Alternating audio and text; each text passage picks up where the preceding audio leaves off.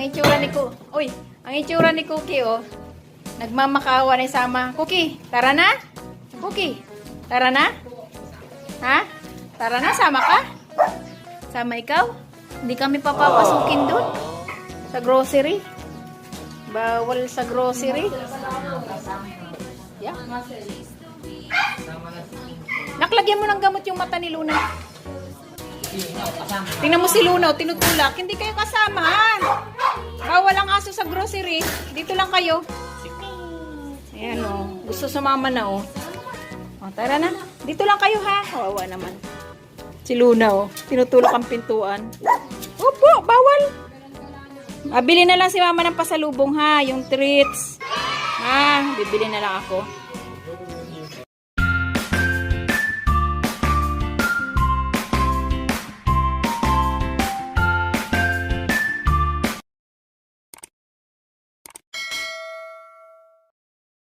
Hello guys! Welcome back to our YouTube channel. So today pupunta kami ng SM para mag-grocery. Wala kami isasamang aso kasi bawal sa grocery. And doon nga pala guys sa mga nanalo ng aking pag-giveaway. Pinadala ko na sa JNT. And hintayin nyo na lang guys. So darating na lang yan dyan. Maraming salamat sa mga sumali sa pag-giveaway ng aking mga puppy. Sana magustuhan nyo. Ayun guys. Ayan ang aking mga aso. Gustong sumama. Ay grabe. Diyos ko. Ayan guys oh. Nagprito ako ng bangus. Tinamaan yung aking muka. Buti na lang may face mask. So ayan. Matatakpan yung aking tinamaan ng mantika sa aking muka.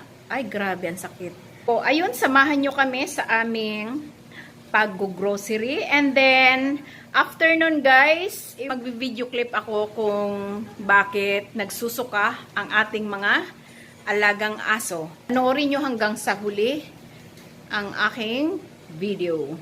And ipapakita ko sa inyo guys, si Queens, pinaglaruan yung aking pangkulay sa kanya. Nalagyan yung kanyang siko. Eto guys si Queens, oh. Alika Queens, eto si Queen oh. Ayan guys, so tingnan nyo.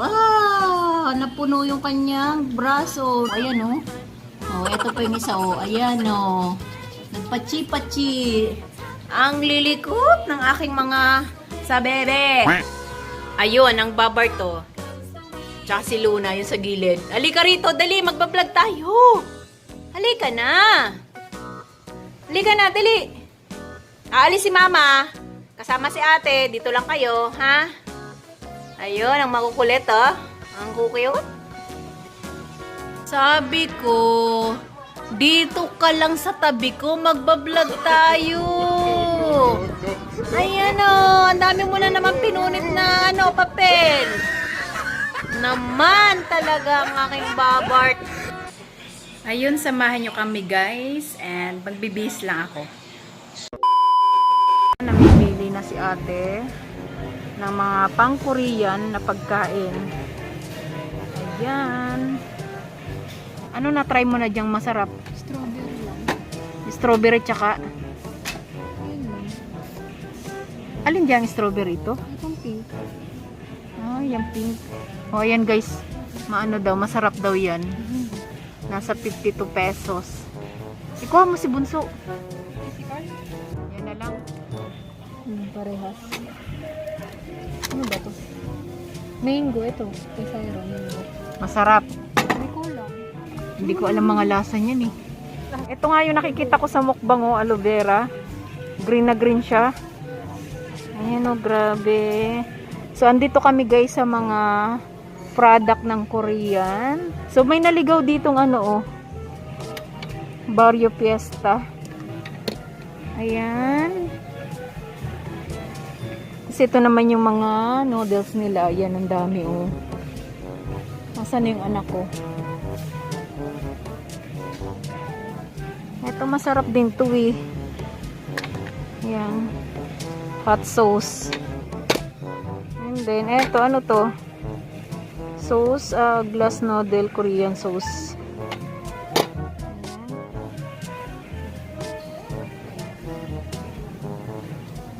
Ito naman yung mga seaweed. Asan na yung ating cart? Ito pala yung cart namin. Sila na guys ang pinagpipili kung kumuha ng kanilang makakain dahil hindi ako kakain ng mga yan. Ayan. O, sigurado ka ha? Pili ng pili. Gusto ko kaya kainin ha?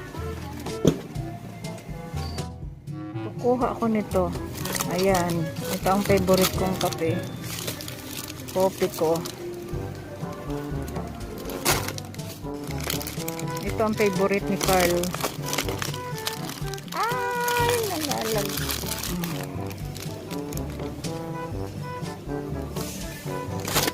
Ano yan? Dark chocolate.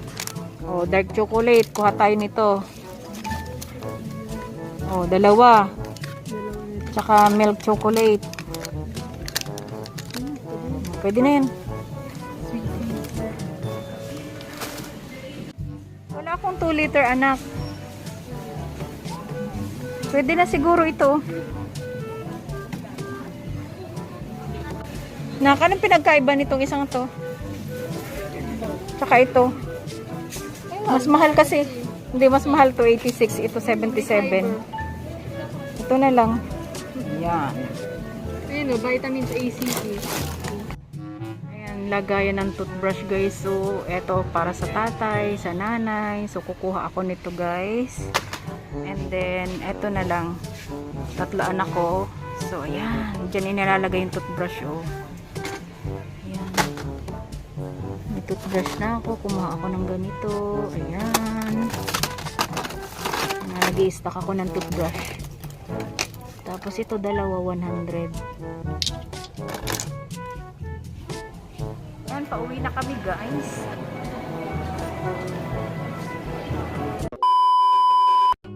Pagsusuka o vomiting. Ang pagsusuka o vomiting ay ang sapilitang pagtulak o paglabas ng mga stomach or upper intestinal contents papunta sa bibig. Isa ito sa mga karaniwang senyales may karamdaman ng ating mga alagang aso. Maraming dahilan kung bakit nagsusuka ang mga ito. Ilan sa mga dahilan ay hindi natin dapat ikabahala, ngunit kadalasan ang pagsusuka ay isang senyales ng malubhang sakit o karamdaman na nangangailangan ng agarang lunas. Mahalaga na malaman natin kung bakit nagsusuka ang ating mga alagang aso, kung paano malalaman ang dahilan nito, ano-ano ang maaaring epekto nito sa kanila, at kung ano ang mga maaari nating gawin sa mga ito. Bakit nagsusuka ang mga aso? Ilan sa mga karaniwang dahilan kung bakit nagsusuka ang ating mga alagang aso ay ang mga sumusunod. Pagkain ng mga irritating substances gaya ng basura, lason o kemikal. Change of diet o pagbabago ng pagkain. Motion sickness o pagkahilo sa biyahe. Mabilis ang pagkain at paglalaro o pag-eehersisyo pagkatapos kumain.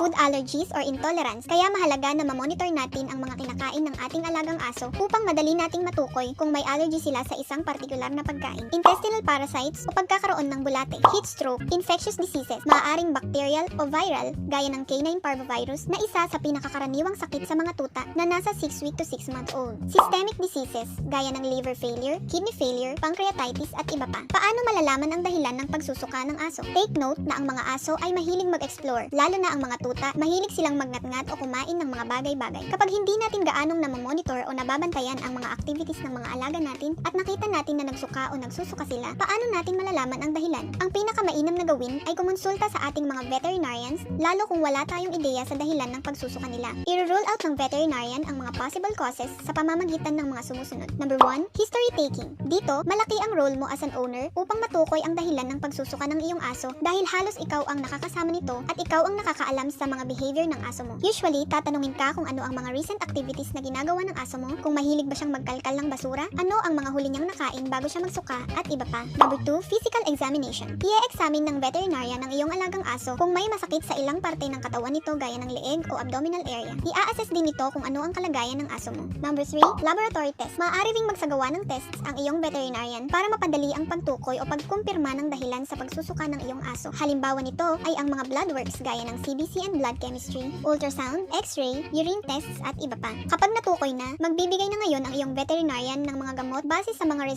resulta ng tests na ginawa pagsusuka sa aso mo. Ano-ano ang mga maaaring epekto ng pagsusuka sa aso? Ito ay nakadepende kung gaano katagal at gaano kadalas sumuka ang aso. Maaari silang magkaroon ng mga sumusunod: dehydration o pagkawala ng fluids at electrolytes sa katawan, weakness o panghihina, lethargy o pagtamlay, inappetence o kawalan ng gana sa pagkain, weight loss o pagbaba ng timbang, abdominal pain, at depression. Ano ang dapat gawin o maaaring gawin kapag nakitang nagsusuka ang iyong alagang aso? Maaari mong gawin ang mga sumusunod kapag hindi mo agad maidadala ang iyong aso sa veterinary clinic. Number 1, isolation. Ihiwalay sa ibang aso kung may mga kasama ito para in case infectious ang dahilan ng kanyang pagsusuka ay hindi ito makahawa. Number 2, cage rest o pagpapahinga. Kung wala namang kulungan, ilagay sa isang tahimik na lugar para maiwasang ma-stress ang aso. Huwag mo na itong ipalaro sa mga bata o sa kapwa aso. Number 3, close monitoring. Obserbahan kung may iba pang senyales na makikita maliban sa pagsusuka. Number 4, iwasan o huwag munang pakainin at painumin within 8 to 12 hours, lalo na kapag tuloy-tuloy ang pagsusuka nito. And lastly, dalhin agad sa pinakamalapit na veterinary clinic, lalo na kung may iba ka pang nakitang senyales gaya ng pagtatae, panghihina, pagtamlay at kawalan ng ganang kumain. Tandaan, mahalaga pa rin na laging kumonsulta sa iyong veterinarian upang masiguro na ligtas ang iyong mga alaga.